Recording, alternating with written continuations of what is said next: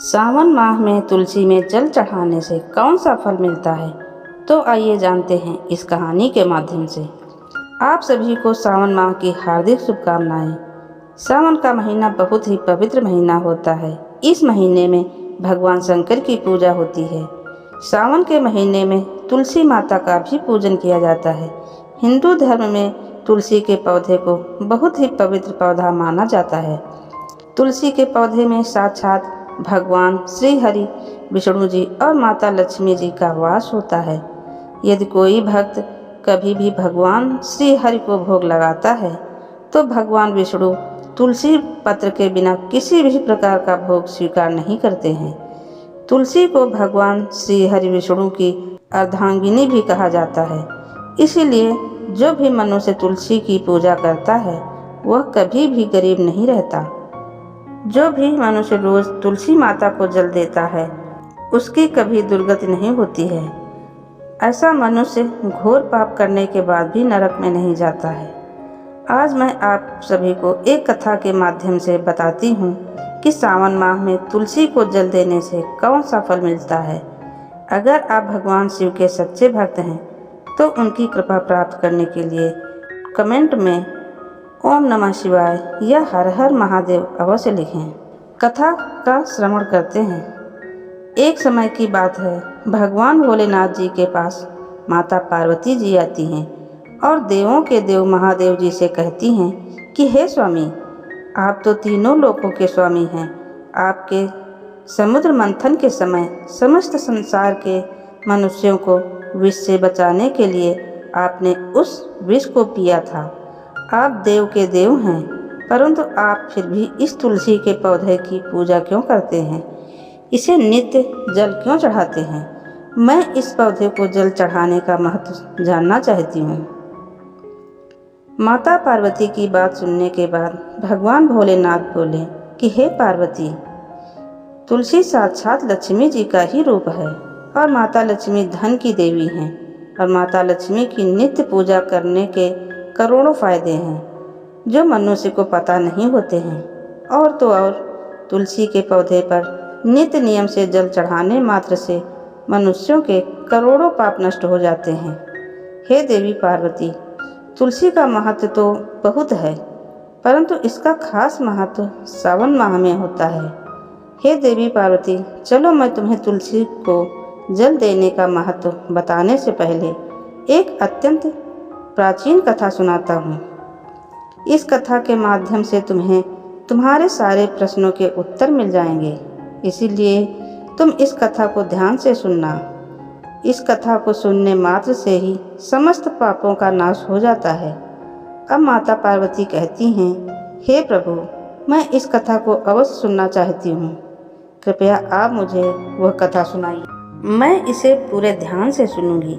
तब भगवान भोलेनाथ माता पार्वती को तुलसी को जल देने के महात्म्य की कथा सुनाते हैं। शिव जी कहते हैं, हे देवी पार्वती, तुलसी को जल देने के पीछे एक प्राचीन इतिहास छुपा हुआ है जो बहुत ही उत्तम और पुण्य फल प्रदान करने वाला है। हे देवी पार्वती, पूर्व काल की बात है। देवपुरी में गोपाल नाम का एक ब्राह्मण रहता था। वह जन्म से तो ब्राह्मण था, किंतु वह कर्म से भ्रष्ट, कपटी, बुद्धि वाला व्यक्ति था। वह कंबल तथा चमड़ा आदि बेचकर धन कमाता था। साथ ही वह प्रत्येक व्यक्ति से बहुत झूठ बोलता था। उस ब्राह्मण का मन हमेशा पूरे काम करने में लगा रहता था। वह सभी के यहाँ पर चोरी करता था। उसको वेश्यागमन और जुए की बहुत बुरी आदत थी। उसने अपने जीवन में कभी पुण्य के काम नहीं किए थे। वह सिर्फ नाम का ब्राह्मण था। उसने कभी भी शास्त्रों का अध्ययन नहीं किया था, कभी पूजा पाठ भी नहीं किया।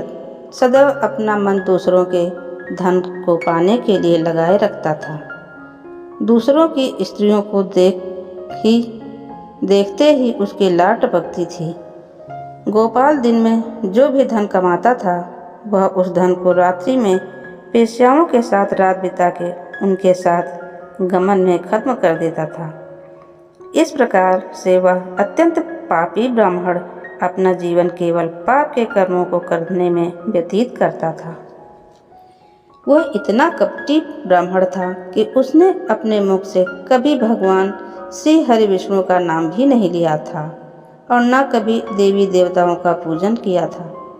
अब भगवान भोलेनाथ कहते हैं कि हे देवी, इस प्रकार से पाप करते हुए उस ब्राह्मण को अनेक वर्ष बीत जाते हैं।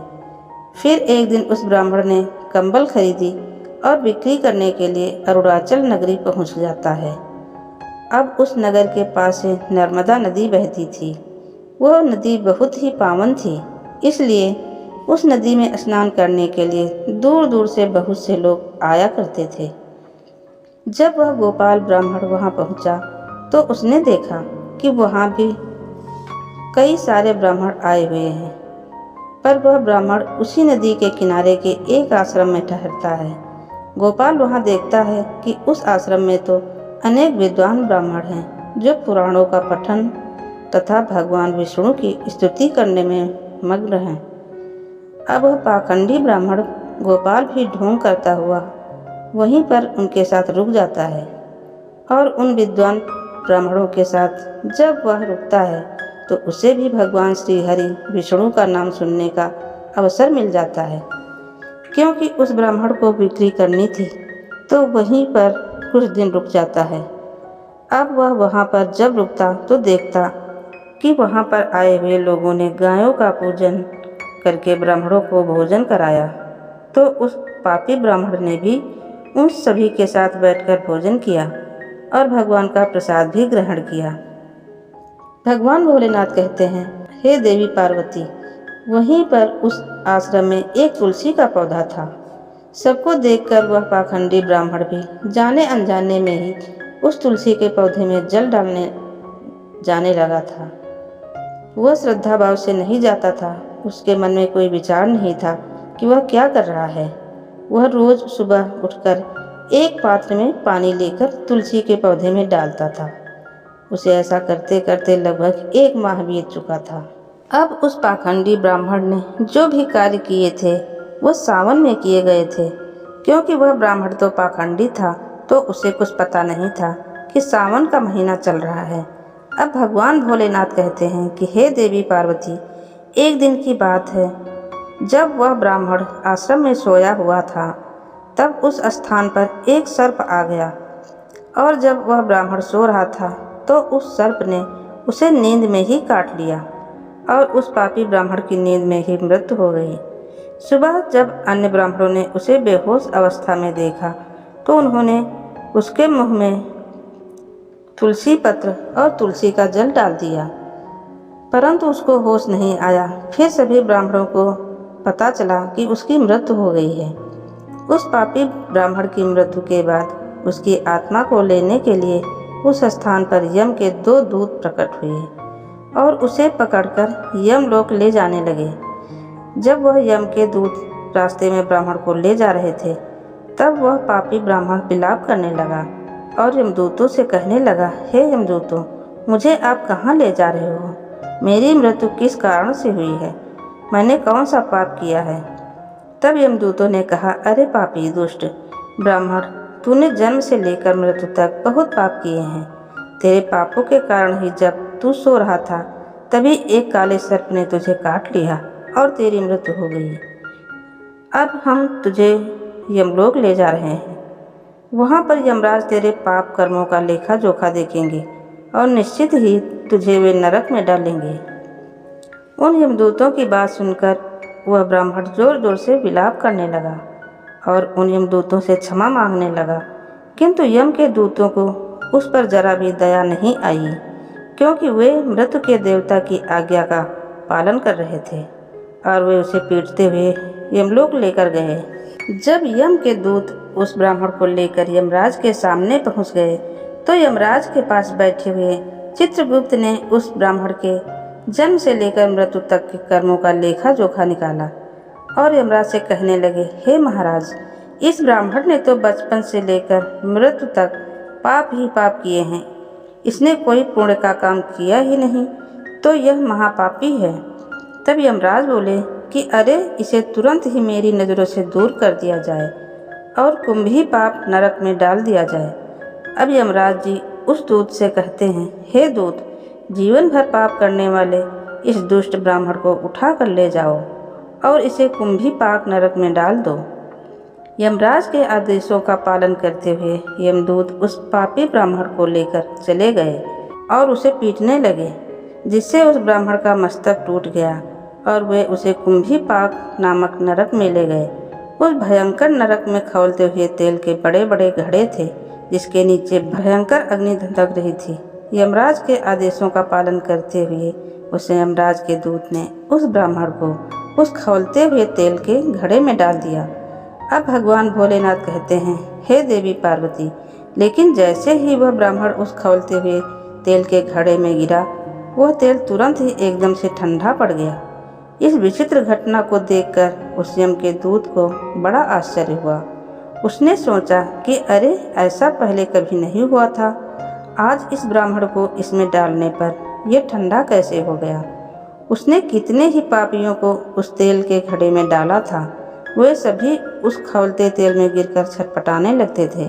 लेकिन जैसे ही वह ब्राह्मण उस तेल में गिरा, तब वह तेल अचानक से शांत और शीतल हो गया। इस आश्चर्यजनक घटना को देखते ही वह यमदूत तीव्र गति से दौड़ता हुआ सीधा यमराज जी के पास जा पहुंचा। तब उस दूत को इतना घबराया हुआ देखकर यमराज ने पूछा, हे दूत, क्या बात है? आखिर तुम इतनी तीव्र गति से दौड़ते हुए क्यों आ रहे हो? फिर वह दूत कहता है, हे यमराज, आपने जिस ब्राह्मण को कुंभी पाक नरक में डालने के लिए कहा, हमने वैसा ही किया और जैसे ही हमने उसे कुंभी पाक नरक में डाला, तब नरक की अग्नि बुझ गई और वह खौलता हुआ तेल भी बिल्कुल ठंडा हो गया। अब यमराज जी कहते हैं, हे दूत, यह तो बड़ी ही विचित्र घटना है, ऐसा तो पहले कभी नहीं हुआ। अब यमराज भी अपने मन में विचार करने लगे। तभी उस स्थान पर देवर्षि नारद जी पधारते हैं। देवर्षि नारद को देखकर यमराज अत्यंत प्रसन्न होते हैं और उन्हें प्रणाम करके उनका स्वागत करते हैं। फिर यमराज नारद जी से कहते हैं, हे देवर्षि, आप उचित समय पर आए हैं। हमने आज एक अत्यंत पापी ब्राह्मण को कुंभी पाक नरक में गिराया, किंतु उसे गिरते ही नरक की अग्नि ठंडी हो पड़ गई और खौलता हुआ तेल भी शीतल बन गया। यमराज जी की बात सुनकर देवर्षि नारद जी यमराज से कहने लगते हैं, हे धर्मराज, आपने जिस ब्राह्मण को नरक में डाला है वह नरक में डालने योग्य नहीं है, क्योंकि इस ब्राह्मण के द्वारा अनजाने में ही ऐसा कर्म हो गया है जो नरक का नाश करने वाला है। जो पुण्य कर्म करने वाले लोगों के साथ रहता है, उसके पुण्य का भाग फल भी मिल जाता है। और यह ब्राह्मण तो 1 महीने तक भगवान विष्णु के भक्तों के साथ रह चुका है। इस ब्राह्मण ने एक आश्रम में रहते हुए नित्य तुलसी को जल अर्पण किया है, इसलिए यह बहुत बड़ा पुण्यवान बन गया है। इसके समस्त पाप नष्ट हो गए हैं और यह ब्राह्मण अब स्वर्ग लोक जाने का अधिकारी बन गया है। इस ब्राह्मण ने अनजाने में ही इतना पुण्य कमाया है जो जन्म जन्मांतर में मनुष्यों को प्राप्त नहीं होता है, इसलिए आप इसे नरक में न पकाओ। इस ब्राह्मण के पापों के लिए इसे केवल इतना दंड दो, इसे नरक लोक का दर्शन कराओ। अब भगवान भोलेनाथ कहते हैं कि हे देवी पार्वती, देवर्षि नारद की बात सुनकर यमराज अत्यंत प्रसन्न होते हैं और उस ब्राह्मण को कुंभी पाक नरक से निकाल कर लाते हैं और अपने दूतों से कहते हैं, हे दूत, इस ब्राह्मण महात्मा को ले जाओ और संपूर्ण नरकों का दर्शन कराओ। अब यमराज की बात को सुनकर यम के दूत उस ब्राह्मण को ले जाते हैं और संपूर्ण नरकों का दर्शन कराते हैं। इस प्रकार से यम के दूत उस ब्राह्मण को संपूर्ण नरकों का दर्शन कराते और फिर से यमलोक ले जाते हैं और फिर वह ब्राह्मण एक यक्ष बन जाता है। अब भगवान भोलेनाथ कहते हैं कि हे देवी पार्वती, जैसे मुझे कैलाश पर्वत प्रिय है, वैसे ही जो मनुष्य नित्य तुलसी की पूजा करता है, तुलसी को जल देता है, वह मुझे सबसे अधिक प्रिय है। उस मनुष्य की कभी दुर्गति नहीं होती है, वह कभी नरक में नहीं जाता। जिन घरों में तुलसी का पौधा सदैव ही हरा भरा रहता है, उस घर में सुख शांति और समृद्धि बनी रहती है। इसलिए प्रत्येक घर में तुलसी का पौधा अवश्य होना चाहिए। अगर आपके घर में तुलसी है तो सुख शांति और समृद्धि के लिए तुलसी को चुनरी अवश्य चढ़ानी चाहिए। हमेशा ध्यान रहे कि तुलसी का पौधा चुनरी के बिना अधूरा होता है। तुलसी केवल एक पौधा नहीं है, बल्कि वह देवी है। वह त्रिलोक के स्वामी भगवान विष्णु की पत्नी है। इसलिए तुलसी को चुनरी अवश्य ही चढ़ानी चाहिए। इसे पति पत्नी में प्रेम और विश्वास बढ़ता है। घर में रहने वाली महिलाएं सदा सुहागिन और सौभाग्यशाली रहती हैं। तुलसी का विवाह भी अवश्य करना चाहिए। इससे मनुष्य के सभी दुखों का अंत होता है और सांसारिक जीवन सुखमय बीतता है। वीडियो अंत तक सुनने के लिए आपको दिल से धन्यवाद। अगर वीडियो पसंद आए तो वीडियो को लाइक करें और हमारे चैनल को सब्सक्राइब करें।